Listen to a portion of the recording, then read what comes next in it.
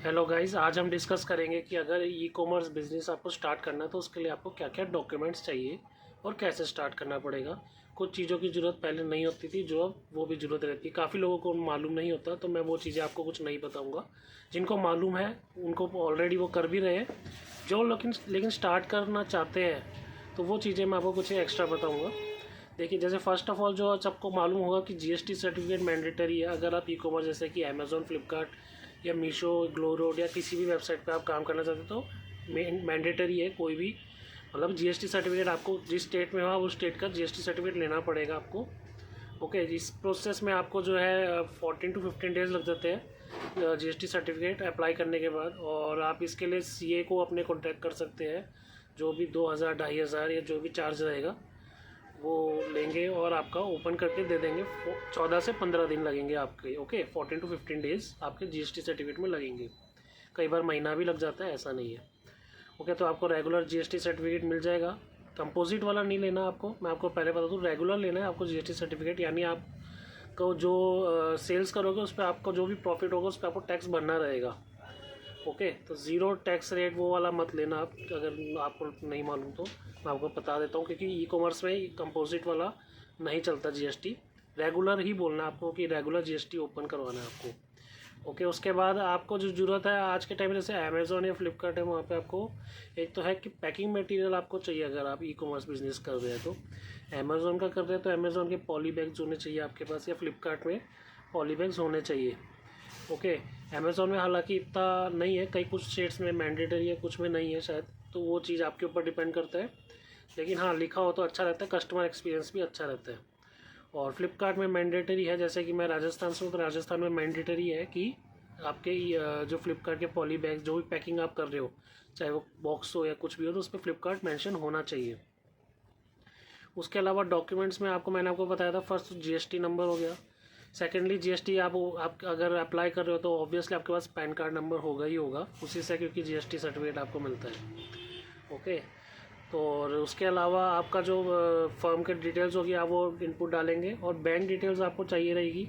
आपका जो GST form open होएगा उसके बाद आपको बैंक ओपन करवाना रहेगा, करंट अकाउंट ओपन करवाना रहेगा, जो भी आप बैंक में ओपन कराना चाहें। तो बैंक की डिटेल्स आपके साथ में डलेगी। तो आप जैसे ही अमेज़ॉन, फ्लिपकार्ट या किसी भी वेबसाइट पर जाएंगे तो उसमें आपको डिटेल्स वहाँ पे फिलअप करनी है और आपका अकाउंट ओपन हो जाएगा।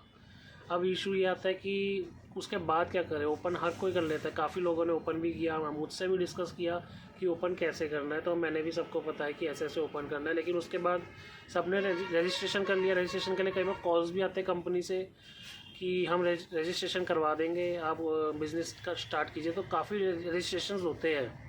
ओके, लेकिन काम नहीं कर पाते लोग बाग। क्यों काम नहीं कर पाते? क्योंकि उनमें कुछ चीज़ें चाहिए, जैसे कि हो गई ब्रांड रजिस्ट्रेशन। अगर आपके पास प्रोडक्ट जो आप बेच रहे हो वो ब्रांडेड नहीं है, ओके, सो कोई इशू नहीं है, आप बेच सकते हो। लेकिन क्या होगा, आपको ब्रांड की फिर भी ज़रूरत रहेगी ही रहेगी। सपोज़ आप देख लीजिए कुछ भी आइटम, सपोज़ मेरा ये चश्मा है, मैं अब ये बेच रहा हूँ चश्मा। ओके, तो इसके ऊपर कोई ब्रांड मेंशन नहीं है, कुछ नहीं है, ठीक है, कुछ नहीं है। लेकिन ये मैंने ऑनलाइन में डाल दिया चश्मा। ओके, उसके बाद क्या होगा, जो दूसरे सेलर्स हैं वो भी ऐसे प्रोडक्ट ही मार्केट में हर जगह मिल रहे हैं, वो आपके ब्रांड पे मैपिंग करेंगे। यानी आप जो लिस्टिंग आपने करी, मेहनत आपने करी, फ़ोटोशूट हो सकता है आपने किया हो या फिर आपने मार्केट से पे करके करवाया हो, लेकिन दूसरे लोग इसके ऊपर क्या करेंगे, मैपिंग कर लेंगे। यानी एक तरीके से अगर आपको मैपिंग वर्ड समझ में मतलब हो सकता है शायद नहीं आए, तो ईजी मतलब थोड़ा और बताता हूँ कि क्या होता है। आपका जैसे कोई कस्टमर आ रहा है, मतलब वेबसाइट पे जा रहा है उस पर, और उस पर देख रहा है कि हाँ ये प्रोडक्ट है, आपने जो लिस्ट किया वो लाइव है। अब उस पर थोड़ा सा स्क्रॉल अप करते हैं तो नीचे निकाल आपका नाम लिखा आएगा जब आपने लिस्ट कर दिया। कुछ दिनों बाद क्या होता है, आप देखते हो कि यार ऑर्डर्स तो मेरे पास 4-5 शुरू के 4-5 दिन तो आए, मतलब कि उसके बाद अचानक से आने बंद हो गए। क्यों बंद हो गए? क्योंकि किसी और सेलर ने उसमें मैपिंग कर ली। यानी कब्ज़ा कहते हैं या कुछ इस टाइप का वर्ड समझ लीजिए। सो क्या होता है, वो लिस्टिंग जो है उस पर जो है वो सेलर बेच रहा है, आप भी बेच रहे हो, लेकिन आपका नाम पीछे चला गया, उसका नाम आगे आ गया क्योंकि वो पुराना सेलर है ना। तो उसकी रेटिंग भी अच्छी है, या उसने हो सकता है रेट आपसे 1 रुपये कम डाला हो। अगर 1 रुपये कम भी डाला तो उसका नाम पहले आता है। हालांकि आजकल ऐसा नहीं है, अमेज़ॉन, फ्लिपकार्ट में कई बार परफॉर्मेंस जिसकी अच्छी होती है, जिसकी रेटिंग्स अच्छी होती है, उसको भी आगे दिखाते हैं। बाय बॉक्स बोलते हैं इसको शॉर्ट फॉर्म में, कि बाय बॉक्स विन। ओके, तो ये बाय बॉक्स होता है, लेकिन ये बाय बॉक्स विन की आपको इसमें भी झंझट में नहीं पड़े, मैं बताऊँ आपको, क्योंकि इसमें रेट का कंपटीशन बहुत ज़्यादा होता है और कंपनी उस चीज़ का एडवांटेज कंपनी को मिल रहा है, बायर को मिल रहा है। आपका क्या हो रहा है, लॉस हो रहा है, क्योंकि आप एडवर्टीजमेंट भी कर रहे हो, उसके बाद मतलब कि कॉस्ट आपका जो प्रॉफिट कमा रहे हो उसमें से एडवर्टीजमेंट जा रहा है आपका, और पैकेजिंग कॉस्ट है, जो चार्टर्ड अकाउंटेंट के कॉस्ट रहते हैं, अकाउंटिंग भी कराओगे आप पूरा, उसका कॉस्ट हो गया।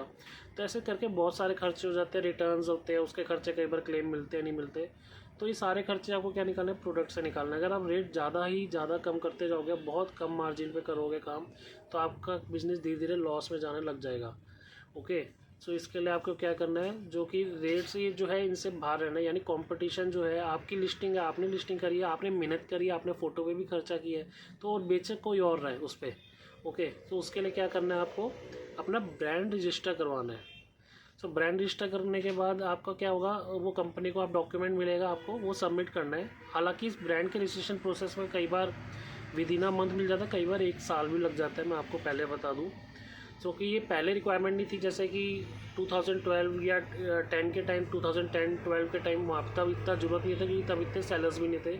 आज 2023 चल रहा है, सेलर्स पर डे के भी मतलब रजिस्ट्रेशंस और सेलर्स इतने ऑनबोर्ड होते हैं कि आप मान नहीं सकते। काफ़ी सेलर्स होते हैं जो कि ऑनबोर्ड करते हैं डेली हो गया, जो कि पहले करीब शायद 1 साल में होते थे, वो अब शायद 1 मंथ के अंदर ही इतने सेलर्स रजिस्टर करते हैं और बिजनेस भी करते हैं। ओके, तो 10 साल में या 12 साल में इतना ज़्यादा डिफरेंस आ गया है, तो पहले ऐसा कुछ इशू नहीं था। तो लेकिन अब साथ में क्या हो गया, आपको जीएसटी सर्टिफिकेट, बैंक अकाउंट, ये तो चाहिए चाहिए, इससे आपका अकाउंट ओपन हो गया, लेकिन साथ में आपको ब्रांड नेम चाहिए रहेगा। अदरवाइज़ आपका जो है मतलब कि जो आपने ई कॉमर्स में जो आपने जो सोचा है कि आप बिज़नेस करने, आपका प्रोडक्ट यूनिक है या मैन्युफैक्चर कर रहे हो, आप करना चाह रहे हैं, वो सक्सेसफुल नहीं होएगा। हो सकता है आपके पास पहले से ब्रांड हो, सपोज़ आप कोई प्रोडक्ट आप बेच रहे हैं, जैसे उसका आपके पास ऑलरेडी ब्रांड है। ओके, कोई ऑयल है, सपोज सनफ्लावर ऑयल है, तो सनफ्लावर ऑयल हो गया आप बेच रहे हैं, तो लेकिन आप ऑलरेडी सनफ्लावर नाम आ गया, तो आप उसको, सीधी सी बात है, आपके पास पहले से ब्रांड है, तो आप उसको कोई इशू नहीं आएगा, आप हाथों रजिस्ट्रेशन कर दिए और उस प्रोडक्ट को बेचिए, क्योंकि अब आपके पास पहले से ट्रेडमार्क सर्टिफिकेट, ब्रांड सर्टिफिकेट जो कि है वो आपके पास है। सो उसके बाद आपको चाहिए एक साथ में प्रिंटर, जो कि पहले रिक्वायरमेंट नहीं थी।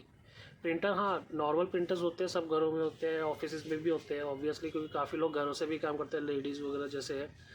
तो प्रिंटर्स मतलब ज़्यादा कॉस्ट पड़ते ही नहीं थे, और वो घर के भी काम हो जाता था, सब काम आता था। लेकिन अब जो है ई कॉमर्स में क्या हो गया, प्रिंटर्स जो अलग टाइप के प्रिंटर्स चाहिए, लेबल प्रिंटर्स, जो कि बहुत ऑफिस में, कुछ ऑफिस में यूज़ में आता है, हर ऑफिस में नहीं मिलेगा। नॉर्मल प्रिंटर मिल जाता है, क्योंकि आप बिल निकाल रहे हो, आपके जो डेली यूज टू मतलब वर्क होते हैं, वो भी प्रिंटर्स इसलिए मिल जाते हैं कई जगह ऑफिस में ऑब्वियसली, या आपके घर पे होगा, नहीं तो या फिर आपके ऑफिस पे तो होगा ही होगा या। ओके, सो प्रिंटर होता है, लेकिन इन्होंने क्या किया, अब प्रिंटर्स कह दिए कि हमें लेबल प्रिंटर्स चाहिए तो उस लेबल प्रिंटर में क्या होगा, आपको 4x6 के लेबल्स चाहिए रहेंगे। ओके, अब फ्लिपकार्ट ने कहा कि हाँ हमें 5x3 के लेबल्स चाहिए।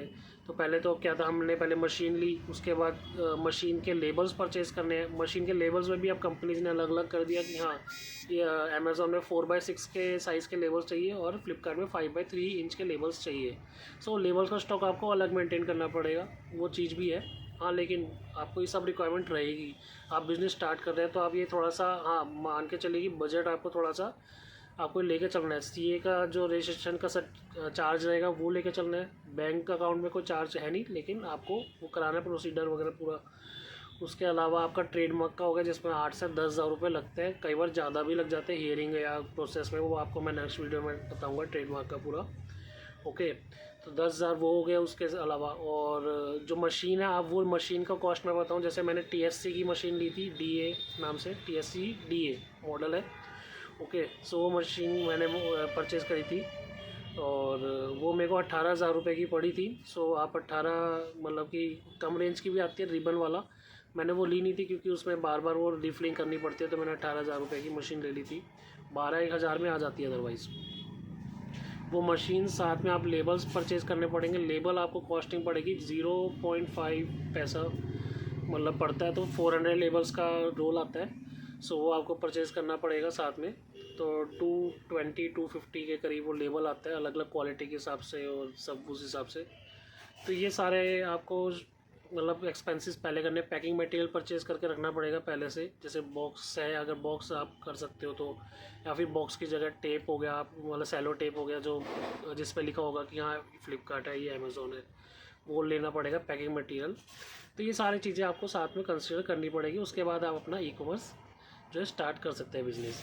लेकिन हाँ, पहले वाला बात नहीं रहेगा कि आपने जस्ट जैसे वैट के टाइम पे था 2010 या 12 में कि आपको बस वैट का सर्टिफिकेट दिया, बैंक अकाउंट दिया, नहीं। आजकल प्रिंटर का एक्सपेंस मस्ट है, पैकिंग मटेरियल का एक्सपेंस मस्ट है, और साथ में क्या मैंने आपको क्या बताया था, प्रिंटर हो गया, पैकिंग मटेरियल हो गया, और साथ में हो गया ब्रांड का जो है आपका एक्सपेंस हो गया। तो वो तीनों चीज़ें आपको ही करानी पड़ेगी, तभी आपका बिज़नेस सक्सेसफुल होएगा। ओके, अदरवाइज़ आपको हाँ कुछ टाइम बाद करा सकते हो अगर आपका प्रोडक्ट यूनिक है। सपोज़ आप कुछ ऐसी चीज़ बना रहे हो जो किसी और सेलर के पास है ही नहीं, यानी आपने खुद अपने सपोज़ आर्ट एंड क्राफ्ट का बिज़नेस कर रहे हो, आपने कुछ ऐसा बनाया, खुद नहीं बनाया कि वो आप मार्केट में सप्लाई नहीं कर रहे, सिर्फ आपके पास है, तो उसमें आपको ब्रांड रजिस्ट्रेशन की ज़रूरत नहीं पड़ेगी। मैं आपको क्लियर बता दूँ, देखो सारी बात ऐसा नहीं है कि मैं आपको कोई नेगेटिव चीज़ बता रहा हूँ, तो उसमें आपको ब्रांड रजिस्ट्रेशन की ज़रूरत नहीं पड़ेगी बिल्कुल भी। कंपनी कभी आपको बोलेगी नहीं कि ब्रांड रजिस्ट्रेशन कराओ। ये मैं आपको सारी एडिशनल चीज़ें बता रहा हूँ ताकि आपको बाद में कुछ इश्यूज़ ना आए, और आप स्टार्टिंग में मतलब कि आप स्टार्टिंग से ही माइंड मेकअप करके चलेंगे कि आपको ये सब चीज़ें चाहिए, तो आपको कि फिर बाद में इश्यूज़ नहीं आएंगे कुछ भी। आप कहेंगे हाँ हमने इतना सोच रखा था, ये सारा मतलब प्रिंटर वगैरह सारा कॉस्ट कर दिया, उसके बाद हमारे पास सेल आ रही है। वरना क्या होता है, कई बार किसी का बजट नहीं होता, मैंने काफ़ी लोगों को ऐसा देखा है, बजट नहीं होता और वो बिज़नेस स्टार्ट करते हैं, बाद में पता चलता है कि पैकिंग मटेरियल हमने परचेज़ कर लिया था ऑनलाइन से, GST रजिस्ट्रेशन करवा लिया, बैंक अकाउंट ओपन कर लिया, अभी ये कंपनी वाले बोल रहे हैं कि पैकिंग मटेरियल के अलावा आपको चाहिए प्रिंटर चाहिए, ब्रांड भी चाहिए। कई बार अकाउंट मैनेजर्स बोलते हैं कि ब्रांड चाहिए। मेरे पास आए थे कई जने कस्टमर्स आते हैं तो कहते हैं हमें यार आपने गाइड किया था, जो कि नॉन होते हैं तो वो मुझसे पूछते रहते हैं, तो ऐसा इशू उनके साथ आता है। तो मैंने सोचा आज आपके साथ क्यों ना शेयर किया जाए सारा कुछ। सो ये चीज़ अगर आप ई कॉमर्स अगर बिज़नेस स्टार्ट करना चाहते हैं तो ये चीज़ों का प्लीज़ आप ध्यान रखिएगा और आप बिज़नेस स्टार्ट कीजिएगा ज़रूर। Thank you very much, thank you.